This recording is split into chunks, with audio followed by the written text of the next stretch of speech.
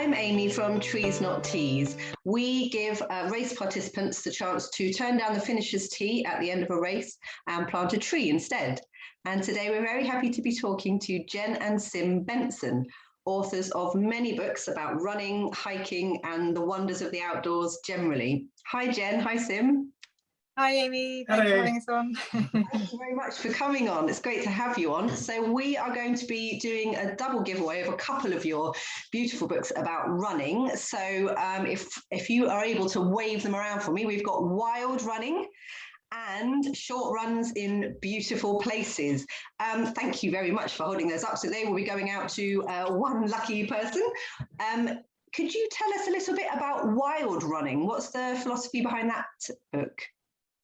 Yeah, we wrote the first edition back in 2014 when there weren't really any guidebooks for running really, and there were walking books and there were mountain biking books, and we kind of felt trail running fell somewhere between those two. So people want to know where to go, but they also want to know what it feels like and what the downhills feel like and the single track trails feel like, that kind of thing that you don't get in walking books.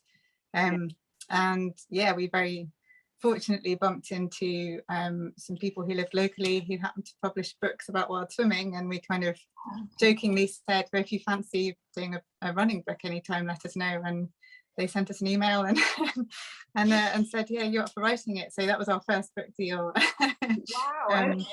Yeah, and that went from there really, and we've now got a second edition out with 200 runs in. So okay. Yeah, all over. There's 200 actual routes in the book. Yeah. Fantastic. Yeah. That's an amazing resource. So thank you very much for giving us that one to put on the giveaway. And the other one is Short Runs in Beautiful Places. Did you say that's a National Trust book? It is, yeah. So it's through National Trust. That one's got 100 routes in it. And they're all on National Trust owned land, but none of them are paid entry. So they're all free to go and run. So yeah, and they've all got really amazing conservation stories. Whether that's wildlife or kind of regenerative land use, that kind of thing. So yeah, and obviously the money from there goes to help looking after National Trust places. Amazing, thank you. They both sound absolutely brilliant. Thank you very much. Can we talk a little bit about your own running history? Sim, how long are you a lifelong runner, or did you start later on? What's your running background? Well, I was a mountain biker, and I used to race and things, and then I started climbing, and I was definitely a climber and a mountaineer. And when I was maybe 20-ish, I sort of realized that like I wanted something that was really good when it was raining and when I couldn't go climbing and I didn't have time to go climbing, and so I started running. So I've been running for probably about 15 years now, and sort of coming from the sort of climbing mountaineering background, like I've definitely been more interested in sort of off-road running and running in sort of wild areas and almost like run scramble sort of adventure type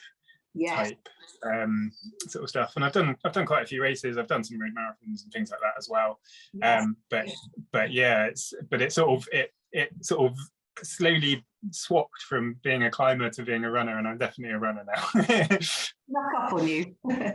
We'll be talking about the events in a minute. Jen, can you just tell us a little bit about your running story? Yep, I've always been a runner. Done a bit of other things, climbing and triathlon when I get injured. So, but yeah, so always been a runner. I've done well over 50 marathons and ultras. Wow. A bit less since the kids, but now I just try and be really, I'll choose one or two really special races each year and focus on those. And yeah, so most recently did Race to the Stones, which is a local one. So we try and pick fairly local races if we can. And yeah. We'll talk about that again in a minute, because it sort of comes under the sustainability thing, this idea of running your local races. But can we just quickly talk then? See, it sounds like you've both done quite a lot of events. How is the T-shirt pile? It's not too bad actually, from a combination of like realizing that we don't need a T-shirt every time. sort of declining or just not picking one up. Right. Over the years, and also sort of there's we found several places where we can sort of pass t-shirts that we don't need onto, a bit like Rerun Clothing, but also like Rohan, the outdoor shop, have a like a collection of gear which they pass on to sort of Okay, what's the shop? Rohan? It's Gift Your Gear, isn't it? Yeah, Gift Your Gear, and they pass it on to sort of charities and organisations who take people out. So technical t-shirts and things like that are always useful for them. So it's not too much of a stack. Okay, well, you've sort of been proactive in the history and not getting that pile built up in the first place. So yeah, okay, fantastic. I definitely see how you could be like. I think some people do almost feel a bit awkward about not taking the t-shirt at the end if the people are sort of, you know, proffering it to you. So what do you think about trees not teas in that case? Yeah, I think yeah, we've definitely, it was something we were definitely aware of, and recently, because we do far fewer. Sorry, the dog's really annoying. Really wants to be on the call. Hang on, we'll sort the dog out. Oh, that's fine. We thought the kids were going to be a problem, but it's just the dog. Oh, that's fine. He's normally really well behaved, but he must know. Exciting. Have you gone like that? Right. Hopefully he'll be good now. Sorry, yes, trees not teas. Yes, we were just. Yeah, obviously, like we were really interested in Jim's kind of setup when he started it, and we've been up to Rothy Merchis and seen the native forests up there, and they're just so amazing. So I think it's, if you're going to plant trees, obviously there are lots of carbon offsetting and that kind of thing where people are planting trees. Sometimes it's a really bad idea, and if it's done well, it can be an amazing idea. And it does seem like Jim's setup is a really good one. And I think for people who race a lot, like we no longer race every weekend. We certainly did back in the day, but yeah, for people who race a lot, it's certainly something, and it's part of this culture of maybe thinking about like this massive consumerism that like we get goodie bags at the end of races, and there's plastic and all this stuff that we really don't need. And I think as part of thinking more deeply about our actions and the impact they have, it's a really important thing. Definitely, I think you're right. Yeah, changing that whole goodie bag culture. Just to touch on what you were saying before about the tree planting. Yes, so Jim works very carefully with Nature Scott up in Scotland to make sure that everything that they're planting is appropriate for where they're planting it. Again, we've sort of touched on this a little bit with regards to goodie bags and t-shirts and things like that. And you've also said that you perhaps travel slightly less to races. So are there any other changes you feel? I mean, it sounds to me like you've sort of been thinking about this thing for a while now. Have you made any changes recently with regards to making your own running more sustainable? So, I mean, you've been doing this all along with the, turning down the t-shirts and, traveling more locally. Yeah, I mean, I think a lot of times sort of trail races and ultras are better than road races, and sort of because people are moving slower, so you don't need disposable cups quite so much. There are fewer people, they're sort of bigger and maybe more expensive, so people maybe don't do quite so many per year anyway.